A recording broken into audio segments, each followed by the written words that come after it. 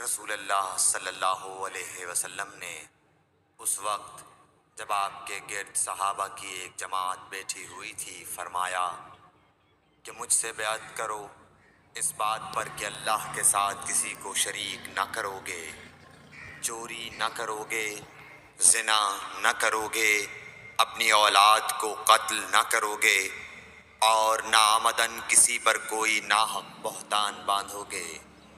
اور کسی بھی اچھی بات میں اللہ کی نافرمانی نہ کرو گے۔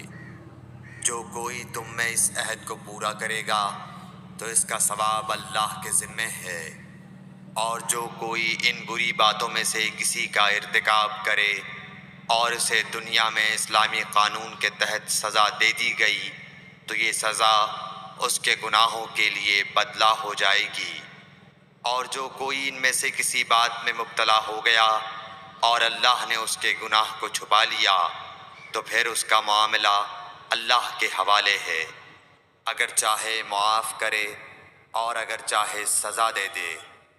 عبادہ کہتے ہیں کہ پھر ہم سب نے ان سب باتوں پر